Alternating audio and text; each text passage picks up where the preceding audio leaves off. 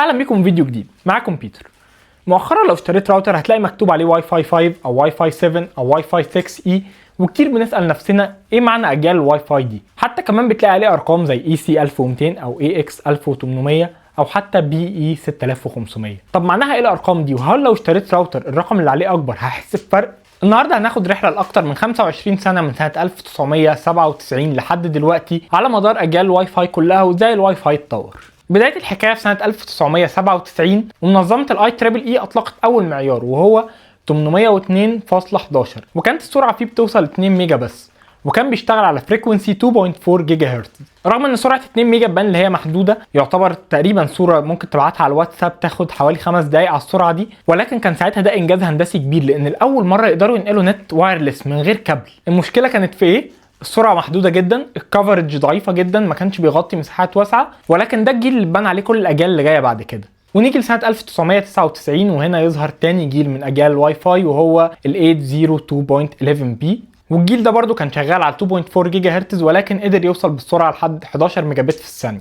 الكفرج هنا كانت احسن شويه بس كان بيواجه مشاكل كتير، زي التردد اللي كان بيشتغل عليه 2.4 جيجا هرتز ده كان نفس التردد اللي بيشتغل عليه الميكروويف واجهزه البلوتوث والتليفونات اللاسلكيه، وده كان بيعمل تداخل كبير جدا في الشبكه. ولكن من هنا ابتدى الواي فاي ينتشر، وفي نفس السنه تقريبا سنه 1999 ظهر معيار جديد وهو 802.11a، وده كان مختلف شويه لانه ادى الى تداخل اقل لانه استخدم تقنيه 5 جيجا هرتز عشان يقدر يبعت الاشاره، وده وفر فعلا تداخل اقل وسرعه كبيره جدا قدرت توصل لحد 54 ميجا بت في الثانيه الواحده. ولكن كان في مشكله، اشارات ال 5 جيجا هرتز كان الرينج بتاعها قليل جدا، تقريبا لازم تبقى موجود مع الراوتر في نفس الاوضه، وده اللي خلى الجيل ده ما ينتشرش من الواي فاي زي الجيل اللي قبله.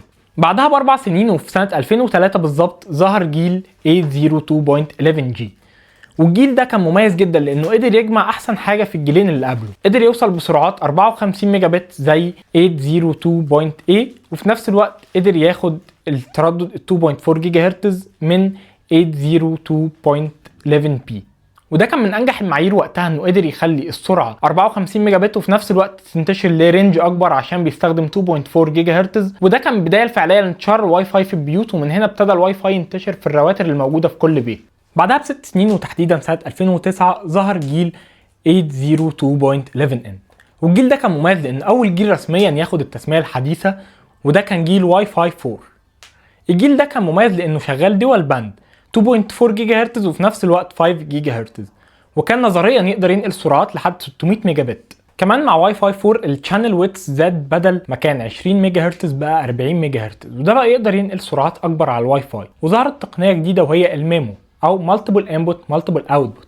بعدها ب4 سنين وتحديدا سنه 2013 ظهر واي فاي 5 او 802.11 AC، وكان التردد ده بيشتغل على 5 جيجا هرتز بالكامل. التحسينات اللي عملها واي فاي 5 في انه زود عدد الشانلز، زي انه خلى الشانل ويدث 80 ميجا هرتز بعد كده 160 ميجا هرتز، وده اللي زود البيانات اللي تقدر تنقلها بشكل اكتر. كمان طريقه تشفير البيانات في الجيل ده كانت احسن، وده خلى السيمبل الواحد يشيل كم اكبر من الداتا. كمان ظهرت تقنيه جديده وهي المالتي يوزر ميمو او MU ميمو، وده خلى الراوتر يقدر يبعت داتا ويستقبل داتا من اكتر من جهاز في نفس الوقت من غير ما كل جهاز يستنى دوره في طابور. والسرعه في الجيل ده وصلت ل 3.5 جيجا بت في الثانيه الواحده. طيب نيجي عند الحته اللي ناس كتير بتتلخبط فيها. قلت لكم في اول الكلام عن واي فاي 5 انه اتسمى 802.11 AC، وهنا نيجي نفهم معنى كلمه AC. لما الاقي AC 1200 او AC 1900 ده معناها ان الراوتر بيستخدم واي فاي 5، طالما كتب لي AC يبقى واي فاي 5. ناخد ال AC 1900 كمثال. لما اقول ان عندي راوتر السرعه بتاعته AC 1900 فده معناها انه يقدر ينقل 600 ميجا بت على 2.4 جيجا هرتز، وكمان يقدر ينقل 1300 ميجا بت على ال 5 جيجا هرتز، فكده مجموعهم 600 زائد 1300 يبقى 1900 ميجا بت. ومن هنا جه تسميه الراوتر بالطريقه دي. اي راوتر بيكون مكتوب الحرفين بتوع الجيل الواي فاي بعد كده السرعه اللي يقدر ينقلها. وننط بعدها ل6 سنين كمان في سنه 2019 وهنا هنلاقي ان طلع الواي فاي 6. كل جيل من اجيال الواي فاي اللي فاتت لما المهندسين كانوا بيصمموه كنا دايما بنلاقيهم بيفكروا ازاي نخلي السرعه تبقى اسرع، ازاي نخلي التليفون يقدر ياخد عدد جيجا بتس معين على الواي فاي. في واي فاي 6 الطريقه اتغيرت، بقينا نفكر ازاي نخلي الراوتر يقدر يخدم اكبر قدر ممكن من الاجهزه. تخيل البيت عندك دلوقتي في كام جهاز بيستخدم الواي فاي؟ السمارت فون، السمارت ووتش، اللابتوب، السمارت تي في، غير كمان لو انت عامل سمارت هوم وفي اضاءه بتشتغل بالواي فاي. ممكن ساعتها تلاقي عدد الاجهزه واصل معاك لاكتر من 40 او 50 جهاز. فواي فاي 6 ما كانش بيركز على ازاي نخدم جهاز واحد اسرع، لكن كان بيركز على ازاي ممكن نخدم اكتر من 100 جهاز في نفس الوقت. وهنا جت تقنيه الاوف ديما او اختصار لاورثوجونال فريكوينسي ديفيجن مالتيبل اكسس، ودي اهم تكنولوجي اخترعوها في واي فاي 6. بدل ما كان الجهاز الواحد ياخد التشانل ويقدر يبعت عليها بيانات، فبقت التشانل الواحده تقدر تتقسم على اكتر من جهاز، وكل جهاز ياخد من التشانل بحسب الاحتياج اللي هو عايزه. وبقت التشانل تتقسم لوحدات صغيره اسمها ريسورس يونت او ار يو. تخيل عندك 100 واحد عايزين يروحوا الشغل الصبح، وكل واحد خد عربيته ورايح بيها، وعندك طريق حارتين 2 بس، هتلاقي ان حصل تداخل وزحمه جدا ومش هيوصلوا وهياخدوا وقت كبير جدا. لكن تخيل ال 100 واحد دول ركبتهم في اتوبيسين 2 ومشيت الاتوبيسين دول في الشارع، هيوصلوا اسرع. هو ده اللي تقنيه الاوف ديما عملته، اللي هي خلت الاتصالات كلها تتجمع في تشانلز قليله، بحيث ان كل واحد ياخد من التشانل بقدر احتياجه بس. وكمان واي فاي 6 جيب تقنيه جديده وهي بي اس اس كولرنج، ودي بتساعد على انها تقلل التداخل لو عندك كذا راوتر في نفس المنطقه، او مثلا بين الراوتر بتاعك وراوترز الناس اللي حواليك. والجيل ده السرعه فيه نظريا قدرت توصل لحد 9.6 جيجا بت في الثانيه الواحده. واي فاي 6 الراوترز بتاعته بنعرفها بحرفين AX، مثلا لما بنلاقي AX 3000 فبنعرف ان الراوتر ده شغال بواي فاي 6. نيجي بعد كده على الجيل اللي بعده، او هو مش جيل جديد يعتبر، هو واي فاي 6E. ليه ظهر الواي فاي 6E؟ ابتدت القنوات تتملي قوي، 2.4 جيجا هرتز مليانه على الاخر، 5 جيجا هرتز ابتدى كل الناس تجيب راوترز فيها 5 جيجا هرتز، فكان الاحتياج اللي احنا نجيب تردد جديد خالص وهو ال 6 جيجا هرتز. ال 6 جيجا هرتز كان تردد كلين، وكمان شبه مفيش تداخل عشان مفيش راوتر 6 جيجا هرتز منتشره قوي. والنتيجه انه خلى الواي فاي الليتنسي بتاعته اقل، السرعه بتاعته احسن، وكمان مفيش عليه تشويش بالذات في المناطق الزحمه. ونيجي بعد كده لاحدث جيل من الواي فاي وهو واي فاي 7. ايه اللي ضافه واي فاي 7؟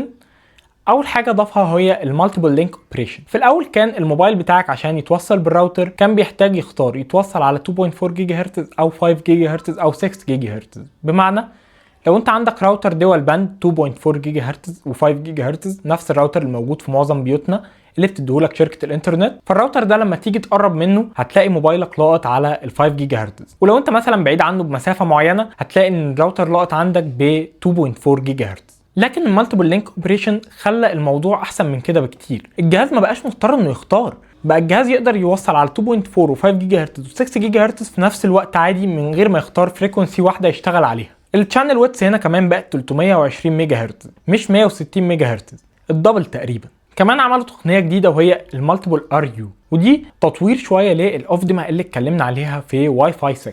الجهاز الواحد بقى يقدر ياخد اكتر من ريسورس يونت على حسب احتياجه. السرعه بتاعت واي فاي 7 تقدر توصل لحد 40 جيجا بت على الورق. طيب هل احنا محتاجين فعلا سرعه زي كده؟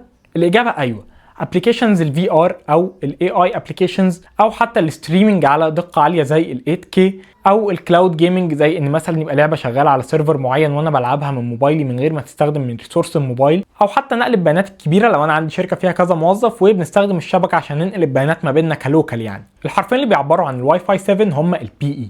يعني مثلا لو شفت بي اي 6500 يبقى الراوتر ده واي فاي 7، وده لسه ما انتشرش عندنا في مصر لكن موجود في كل الدول اللي حوالينا. وكان اكبر تحديث في واي فاي 7 غير انه زود السرعه كده وكمان خلى اكتر عدد من الاجهزه يقدر يتوصل على الراوتر، لكن اكتر ميزه الحقيقه بيتميز فيها واي فاي 7 وهي الليتنسي بتاعه الراوتر قليله قوي، وده يفيد جدا الالعاب والحاجات اللي بتحتاج بينج قليل قوي عشان نقدر نستخدمها. وبكده نكون شوفنا رحله الواي فاي من اول جيل اتعمل سنه 1997 اللي كان بينقل 2 ميجا بت بس، لحد واي فاي 7 اللي بينقل عشرات الجيجا بتس في الثانيه الواحده. شفنا ازاي اتنقلنا من جهاز واحد بس بيستخدم الواي فاي لسمارت ديفايسز في كل مكان حوالينا، وشفنا ازاي كل جيل ما كانش مجرد اللي هو بيزود السرعه، ولكن كان بيقدم حلول حقيقيه لكل مشاكل الواي فاي اللي بتقابلنا. لكن السؤال المهم دلوقتي، هل كنا محتاجين واي فاي 7 ولا واي فاي 5 وواي فاي 6 كفايه جدا؟ اكتب لي في التعليقات نوع الراوتر اللي عندك، ولو عجبك الفيديو ما تنساش تعمل لايك وسبسكرايب في الشانل عشان يوصلك كل جديد. اشوفكم فيديو جديد، مع السلامه.